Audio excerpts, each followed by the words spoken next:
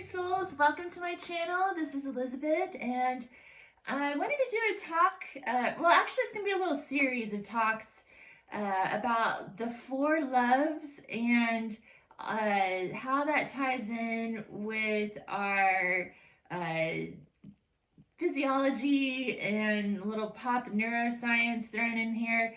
I made these posters a while back, like a couple years ago, to use as visual aids in my yoga classes, and I got inspired partially by the work of C.S. Lewis on the Four Loves, which he did a series of radio talks about that. They're worth listening to, but like lots of things, there you gotta figure out what to keep and what to leave out, because he makes a lot of old-fashioned comments that I don't agree with about like women and homosexuals and things like that. So throw that stuff out, but keep the nuggets of wisdom. Also got inspired by the work of Katrina Boss. I think I've mentioned her recently on some of my other videos. She has a bunch of she gives a bunch of talks about the tantric lifestyle. So check her out. I think her YouTube channel is under her name, Katrina Boss, but she also has another one called Satya Yoga Academy, so you could look her up there. So yeah, I guess what inspired this, like I was teaching yoga and I kept talking about like the vagus nerve and a few things that had to do with like neurochemistry and tying that in with like the chakras and stuff. And my students started asking me to like explain more, so I thought, okay, I need to like make some visual aids so I can remember what I'm talking about and cite my sources when I'm talking about it. So here we go. So the first love is Storge, and that's the natural love of a parent and child. So like scientists, biologists consider the basic family unit to be a mother and a child in humans, and then depending on the culture and the family, the dad also plays a really important role as well. And so in the C.S. Lewis's talk about the four loves, he describes Storge as a biological love. So it's like one of those types of love that we have an instinct for. When a baby's born, mother's instinct is to nurse the baby. So that ties in with the three emotional regulation systems modeled by Professor Paul Gilbert. And these regulation systems have been around for a long time. People probably had different names for it, but he kind of put it into this nice, convenient model. So when we talk about that natural love between a parent and a child, that refers to our mammalian caregiving system. And this ties in with our soothing drive, one of those emotional regulation systems. So our soothing drive helps us to get into that parasympathetic nervous state that helps us to rest and digest. We have to be in that calm state so that we can digest our food and so that we can feel safe, calm, and nurtured. And that helps us to feel good. It triggers oxytocin, endorphins, and opiates. And when a baby's born, the idea is like the mother and or the father are nurturing the baby, and so it's considered co-regulation when like that skin-to-skin contact, the act of nursing a child, rocking, and all of that. That's co-regulation at work. But the good news is there's also ways we can self-soothe. You can rub your arms. That's one thing that people say. There's a lot of research out there about this mammalian caregiving system, so you can look that up. There's also a concept called, I think, reparenting yourself. You can look that up, because sometimes things go wrong here, right? Sometimes babies get neglected, abused, families get separated, and that can deeply traumatize a child. So if you've had a difficult past, we're going to talk more about how that affects you as you get older, but you can always come back and find ways to self-soothe get those opiates and endorphins and oxytocin flowing for yourself. It's really important to keep coming back to the soothing drive because well, let's talk about a little bit about the other drives, right? So another drive that is really important to humans is this threat drive, and that puts us into flight mode or freeze mode. So this is a really important drive. We're programmed to be on the lookout for threats so that we can protect ourselves and our family. And so we're kind of, programmed, I guess, to be hyper sensitive and hyper focused on danger, because we need to be able to run away, when that kicks in. So our amygdala is always scanning the neighborhood, the neighborhood or the environment, I guess. The amygdala is always scanning the environment for threats to be prepared in case you have to take off running or fight somebody or anything like that or something. So it kind of has a negativity bias. And we'll talk a little more about that in a second, but when that threat kicks in, it causes stress, and that causes cortisol and adrenaline to start running, and that helps us to escape the situation or to power up and fight. And so that's really important when you're in a situation where it's an emergency and you've got to act quickly. But the thing is that we have this negativity bias, and there's a lot of people throughout history. I mean, we haven't always had this convenient model, but people throughout history have always known about how this drive works, right?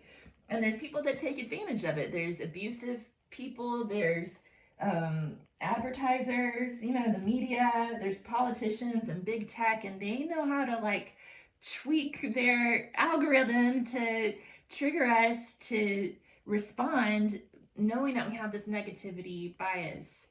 And so we're constantly being bombarded with messages that target our negativity bias and put us into this cortisol and adrenaline mode. And when you're constantly living in that threat drive, the cortisol and adrenaline, especially the cortisol, I guess, they can cause lots of health issues. So you've got to watch out for that. But another thing, another emotional regulation system is our drive system. So, these same people know about that too. It's like the carrot and the stick, right? So the drive system is where we go to achieve and receive, and it gives us a reward of dopamine. So when you're I'm scrolling down the news on my phone, I'm like, oh, give me another article, I gotta get more. So that's that drive system coming into play. And so a lot of us kind of tend to get bounced back and forth between threat and drive. You got to keep coming back to this soothing drive, because this is keeping us in our sympathetic nervous system. It's getting too much cortisol, too much adrenaline. Dopamine can be good. I mean, it gets complicated. I don't have enough knowledge to talk all about the science of dopamine, but I think the thing is, if you use up your supply and you crash, that's not good for you, and you just keep coming back for that hit. That's when it's bad. When you're getting a good steady supply of dopamine, then I think it's okay. I think that's how it goes. Look it up. Okay, so a lot of us get bounced back and forth between threat and drive, but we've got to keep coming back to the soothing drive. So one way is to snuggle, with a loved one or a pet. Also meditation, inhaling through the nose, nice long exhale. That helps to engage the parasympathetic nervous system. It's also good to look at the vagus nerve. Stephen Porges has done a lot of research on that, and he kind of dubbed it the love nerve, because when you can get into that calm, relaxed state, that's when you have time to be with your loved ones and develop those good feelings so you're not feeling threatened. And the vagus nerve plays a really important role in the parasympathetic nervous system. It's not the only nerve that does, but it extends from near your amygdala. It's in that center part of the brain, and then comes down through your carotid arteries into your heart and connects to your enteric nervous system. And so it picks up a lot of information from your body. And the thing about the vagus nerve is that like 80% of the signals are going, is it called efferent? They come from the body to the brain, and 20% are the signals that go from the brain to the body.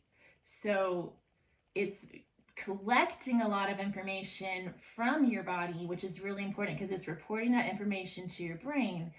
And so that's why doing yoga and stretching and exercising and staying in shape is really important, because when your muscles are relaxed and your body feels good, it's not in pain, it's sending good messages to your brain, and your brain can say, oh, okay, I can relax, right? And then your brain sends a message back to your muscles, okay, everything's good, we can relax. So it creates a good feedback loop.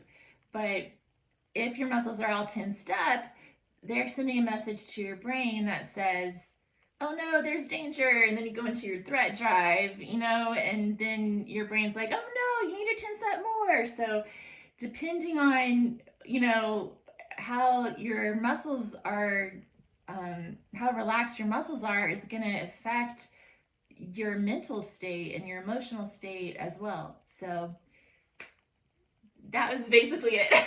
As far as the chakras, so I'm trying to kind of get away from focusing too much on the chakras these days, because I've been listening to Dr. Svoboda, and he says, well, you don't want to, prana kind of goes wherever it needs to go, according to the yoga tradition. So we don't really need to force it into any particular chakra, just kind of let it flow through you and develop a good relationship with it. But I do think it's still good to kind of be aware of the ideas about the chakras.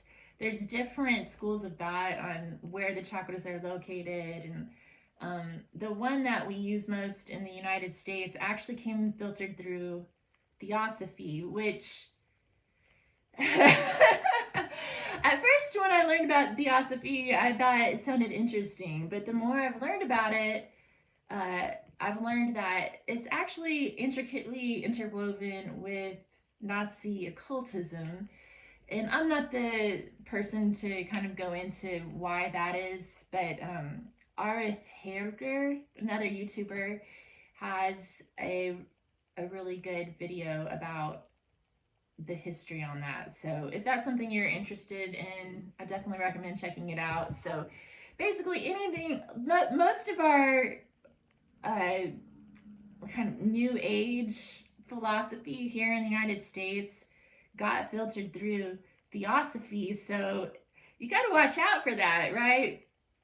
But that said, I learned to teach yoga based on not based on, but including this system of the 7 chakras with the rainbow colors and everything, and I found it to be a useful model for kind of visualizing different things that are going on with the body, and especially for noticing where you're feeling tension, tightness, pain, discomfort, blockages, and things like that. For that reason, I think it's good to be aware of those chakras and notice when something seems amiss physically, and then you can kind of take that into account and kind of think about that part of your life, But main idea is we need to just let the prana flow. But anyway, with regards to Storge, the chakras that I would say it affects the most, you're going to have your root chakra, Muladhara. That's associated with your parents, your survival issues. So this is a real root chakra issue. And the sacral chakra too, from the parent side of things. Like sometimes a parent loses a child, right? So that's going to affect They're Storge as well, and that's sort of a sacral chakra thing too. And of course, all the loves affect our heart chakra. So just a couple of areas. The sacral chakra is below the belly button, the root chakra is at the base of the body, heart chakra is in the heart. So if you're feeling any physical symptoms in those areas, might be good to kind of like do some journaling about your relationships with your parents and children, and get some clarity on that. All right, so that was part one. I appreciate you being here. Part two will be coming soon. And if you like this content, if you'd give me a thumbs up and subscribe to my channel, I'd really appreciate it. Thank you.